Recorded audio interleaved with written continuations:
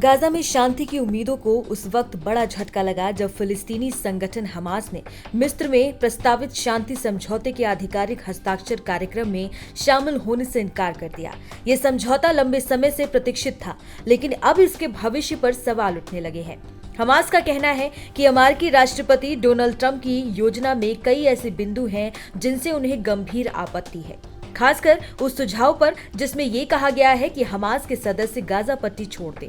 Hamas के राजनीतिक bureau के सदस्य होसम बदरान ने इस प्रस्ताव को बेतुका और अपमानजनक बताया है। उन्होंने कहा कि फिलिस्तीनियों को उनकी जमीन से निकालने की बात पूरी तरह से बकवास है और ये किसी भी हाल में स्वीकार नहीं किया जा सकता। होसम बदरान ने ये भी कहा कि योजना के दूसरे चरण पर बातचीत बेहद मुश्किल होगी, क्योंकि उसमें कई जटिलताएं और राजनीतिक बाधाएं हैं। ये बयान ऐसे समय में आया है जब ट्रंप अगले 2 दिनों में मिडिल ईस्ट की यात्रा पर जाने वाले हैं। इस यात्रा को लेकर पहले से ही कई तरह की अटकलें लगाई जा रही थी, लेकिन हमास के इस विरोध के बाद माहौल और तनावपूर्ण हो गया है।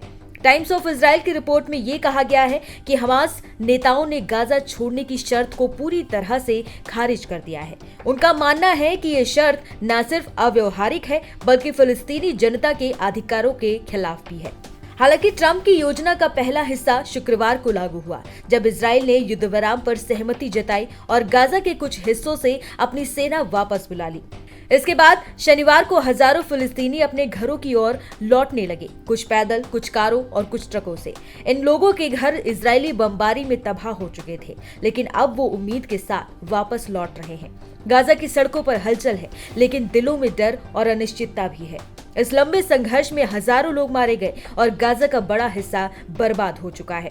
वहीं इस वक्त इजराइल की राजनीति एक बड़े तूफान के बीच खड़ी है। शुक्रवार तड़के इजरायली सरकार ने ट्रंप के गाजा पीस प्लान को मंजूरी तो दे दी है, जिसमें ये हमास के कब्जे वाले इलाके में बंधकों की रिहाई और अस्थायी युद्धविराम की बात कही गई है। नेतन्याहू ने इसके आतंकवाद के खिलाफ लड़ाई में निर्णायक मोड़ बताया, लेकिन उसी कैबिनेट मीटिंग में कुछ ऐसा हुआ कि पूरा माहौल बदल गया।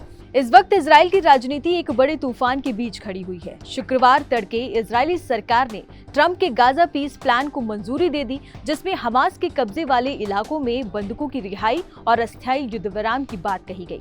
नेतन्याहू ने इसे आतंकवाद के खिलाफ लड़ाई में निर्णायक मोड़ बताया, लेकिन उसी कैबिनेट मीटिंग में कुछ ऐसा हुआ कि पूरा माहौल ही बदल गया। कहा जा रहा है कि नेतन्याहू की कुर्सी अब खतरे में है। दरअसल उनकी अपनी ही सरकार में दरारें पड़ने लगी हैं।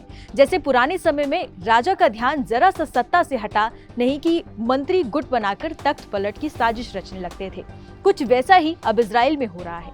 नेतन्याहू सरकार में उनके ही सहयोगी मंत्री बेन गिवर ने धमकी दे डाली है कि अगर हमास का शासन खत्म नहीं किया गया तो वो सरकार गिरा देंगे।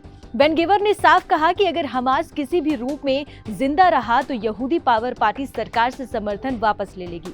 और इतना ही नहीं, नेतन्याहू के दूसरे सहयोगी वित्त मंत्री ने भी इस समझौते का विरोध किया है। उन्होंने कहा कि बंधकों की रिहाई भले ही खुशी की बात हो, लेकिन इसके बदले सैकड़ों आतंकवादियों को छोड़ना ये कीमत बहुत भारी है। यानी एक तरफ नेतन्याहू शांति की कोशिशों को आगे बढ़ाना चाहते हैं और दूसरी ओर उनकी ही सरकार के साथी इसे कमजोरी बता रहे हैं। दोनों पक्षों के बीच ये टकराव अब इतना बढ़ गया है कि गठबंधन टूटने की नौबत आ गई है। अगर दोनों ही नेता पार्टी के साथ बाहर निकल गए तो नेतन्याहू की सरकार संसद में बहुमत खो सकती है। यानी ट्रंप के गाजा शांति प्लान को मंजूरी देना नेतन्याहू के लिए राजनीतिक आत्मघाती कदम साबित हो सकता है। अब बड़ा सवाल ये है कि क्या इस पीस प्लान से वाकई गाजा में शांति लौटेगी या फिर ये सिर्फ एक और अस्थायी समझौता साबित होगा, जैसे पहले भी कई बार हुआ है, जहां वादे तो बड़े किए गए लेकिन नतीजा सिर्फ खून और बर्बादी रहा। वहीं आपको बता दें कि मिडिल ईस्ट में हालात एक बार फिर गर्म है। गाजा में हाल ही में हुए हमास इजराइल समझौते के बाद जहां दुनिया को उम्मीद थी कि अब इस खूनी संघर्ष का अंत होगा, वहीं ईरान की ठंडी प्रतिक्रिया ने सबको चौंका दिया है।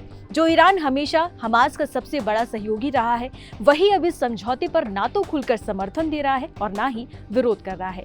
इस चुप्पी के पीछे आखिर क्या है? क्या ईरान अपनी रणनीति बदल रहा है या फिर आने वाले किसी बड़े कदम की तैयारी कर रहा है? दरअसल ईरान की स्थिति इस समय बेहद पेचीदा है। एक तरफ अमेरिका और यूरोपीय देशों के कड़े प्रतिबंधों से उसकी अर्थव्यवस्था जूझ रही है, तो दूसरी तरफ इजराइल के साथ तनाव अपने चरम पर है। ईरान जानता है कि अगर उसने इस वक्त हमास को खुला समर्थन दिया तो सीधा सीधा युद्ध को दावत देने जैसा होगा, और फिलहाल वो इस स्थिति में नहीं है कि कई मोर्चों पर एक साथ टकराव झेले। यही कारण है कि इस बार उसने सावधानी भरी राजनयिक चुप्पी अपनाई है। लेकिन ये चुप्पी पूरी तरह से निष्क्रिय नहीं है। सूत्रों के मुताबिक ईरान अब अपनी सहयोगी गुटों के जरिए इस पूरे संघर्ष पर परोक्ष रूप से प्रभाव डालना चाहता है, चाहे वो लेबनान का हिजबुल्लाह हो या फिर यमन के हूती विद्रोही हो या फिर सीरिया में मौजूद उसके प्रॉक्सी ग्रुप्स। इन सब के जरिए ईरान एक तरह से दबाव बनाकर ये संदेश देना चाहता है कि अगर उसके हितों की अनदेखी हुई तो वो किसी भी समय हालात पलट सकता है। वहीं इजराइल भी इस चुप्पी को साधारण नहीं मान रहा। पिछले कुछ दिनों से इजराइल ने गाजा बॉर्डर और उत्तरी इलाकों में सैन्य तैयारियां बढ़ा दी हैं। इजरायली इंटेलिजेंस एजेंसियों को डर है कि कहीं ईरान या उसके सहयोगी ग्रुप्स किसी सरप्राइज अटैक की योजना न बना रहे हों। इसी वजह से इजराइल एक और बातचीत की मेज पर दिख रहा है तो दूसरी ओर हथियारों की नाल भी साफ कर रहा है। फिलहाल इतना तय है कि नेतन्याहू पर अंदर और बाहर दोनों मोर्चों से दबाव बढ़ रहा है। अब सवाल ये है कि क्या ये शांति योजना वाकई गाजा में स्थायित्व ला पाएगी या फिर हमास के विरोध के चलते ये समझौता अधर में ही रह जाएगा। फिलहाल गाजा की जमीन पर सन्नाटा है, लेकिन राजनीतिक हलचल तेज हो चुकी है। अंतर्राष्ट्रीय समुदाय की निगाहें अब इस क्षेत्र पर टिकी हैं, जहां हर कदम एक नई दिशा तय कर सकता है, या तो शांति की ओर या फिर एक और संघर्ष की ओर।